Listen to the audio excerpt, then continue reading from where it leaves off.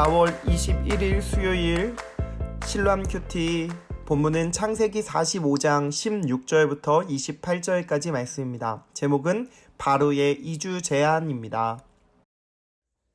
요셉의 형제들이 왔다는 소문이 바로의 궁에 전해지자 바로와 그의 신하들이 기뻐하였다. 바로가 요셉에게 말하였다.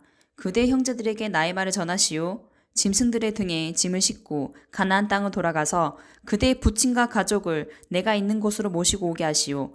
이집트에서 가장 좋은 땅을 드릴 터이니 그 기름진 땅에서 나는 것을 누리면서 살 수 있다고 이르시오.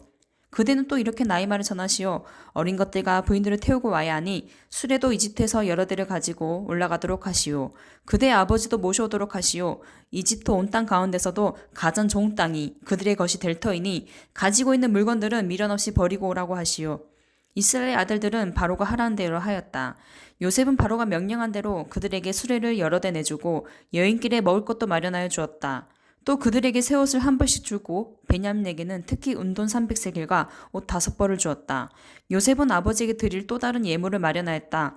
이집트에서 나는 귀한 물건을 소나기 10마리에 나눠 싣고 아버지가 이집트로 오는 길에 필요한 곡식과 빵과 다른 먹거리는 암나귀 10마리에 나누어 실었다. 요셉은 자기 형제들을 돌려보냈다. 그들과 헤어지면서 요셉은 가시는 길에 서로들 탓하지 마십시오 하고 형들에게 당부하였다. 그들은 이집트에서 나와 가나안 땅으로 들어가서 아버지 야곱에게 이르렀다. 그들이 야곱에게 말하였다. 요셉이 지금까지 살아있습니다. 이집트 온 나라를 다스리는 총리가 되었습니다. 이 말을 듣고서 야곱은 정신 나간 듯 어리벙벙하여 그 말을 고지 들을 수가 없었다. 그러나 요셉이 한 말을 아들들에게서 모두 전해 듣고 또한 요셉이 자기를 데려오라고 보내 그 수레들을 보고 나서야 아버지 야곱은 비로소 제정신이 들었다.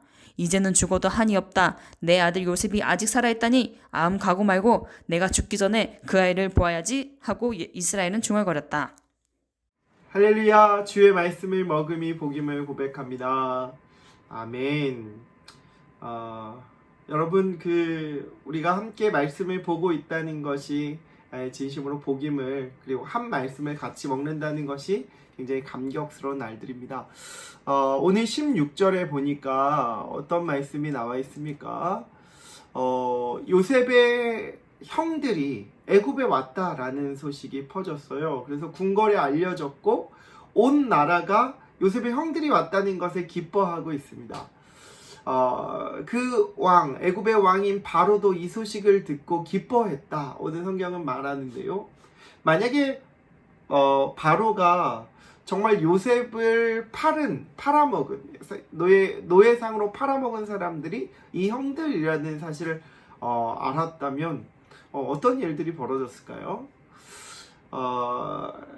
어쨌든요 여러분, 재밌는 상상이긴 하지만 몰랐던 것 같아요.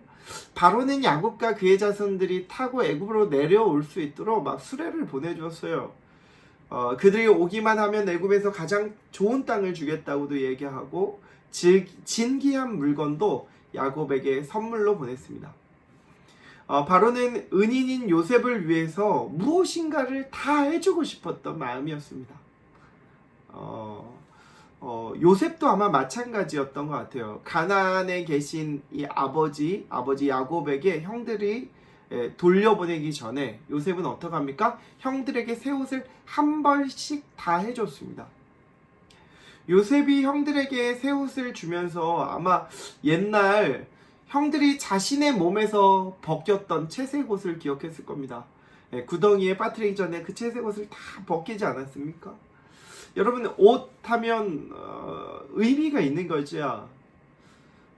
이 형제들과 요셉에게는 굉장한 의미였습니다. 옛날 아버지에게 자신에게만 옷을 주셨지만 그리고 그 옷은 또 자신만 사랑해서 주셨던 요셉을 위한 옷이었어요. 근데 지금 뭐라고 얘기하는 겁니까? 이 요셉이요? 메시지가 뭐예요? 형님들 모두에게 새 옷을 드린 거예요. 그러니까 이 옷은 형님들을 어떤 사랑하고 있다 라는 어떤 징표로서 드리는 옷이라는 거죠.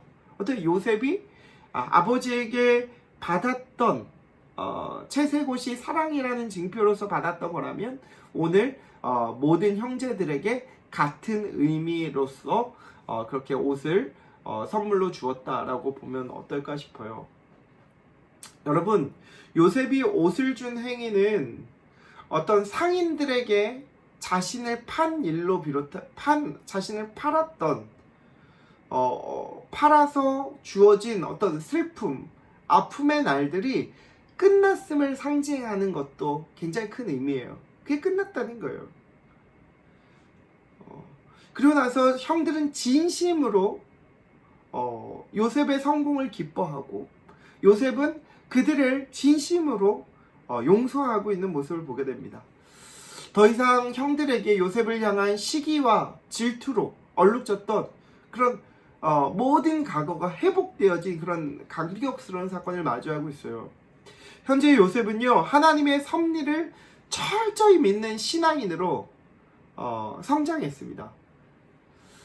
자신에게 못된 일을 행한 형들마저도 용서할 수 있었던 거예요. 사실 과거의 요셉은 이렇지 않았습니다. 과거의 요셉은 어떻게 했어요? 형들이 잘못한 것만 있으면 아버지에게 다 고자질하고 형들의 자존심을 상하게 할 만큼 자신이 막 꾼 꿈을 막 떠벌리고 막 그래서 미움을 사기까지 하는 그런 미숙한 행동이 요셉 아니었습니까? 그 일로 아버지에게 꾸중까지 들어야 했던 사람, 그가 바로 요셉이에요. 근데 지금은 아닌 거예요. 23년이 흐른 지금은 아니에요. 하나님의 섭리를 철저하게 믿으며 지냈던 이 시간들은 하나님이 요셉을 그렇게 바꾸신 거죠. 그렇게 만들어 가셨습니다. 하나님의 열심이라고도 할 수 있겠어요, 여러분. 하나님이, 우리는 더디지만 하나님의 열심으로 이 요셉을 바꾸신 것처럼, 유다도 마찬가지죠. 그 유다도 하나님의 열심으로 유다를 바꾸신 것처럼 동일하게 우리도 그렇게 바꾸어 가시는 줄 믿습니다. 문제는 뭡니까? 우리가 하나님의 섭리를 보고 있느냐? 하나님의 섭리를 여전히 신뢰하고 있느냐? 감옥 안에서도 하나님의 섭리가 있다는 사실을 여전히 인정하느냐입니다. 여러분, 이 사실을 인정하는 우리 모두가 되길 원합니다. 오늘 이 장면은 요셉이 꾸었던 꿈이 실현되는 장면입니다. 요셉이 복의 통로로 세우셔서 하나님이 이스라엘 민족을 살리시는 아름다운 일들을 비로소 우리가 목도하고 있는 거죠. 우리가 이 말씀을 보면서 동일하게 하나님의 열심과 하나님의 수고가 우리 가운데 있다는 사실을 인정하고 그 주님 앞에 나아가는 우리 신랑이 되길 바랍니다. 오늘도 힘내십시오. 하나, 둘, 셋, 파이팅!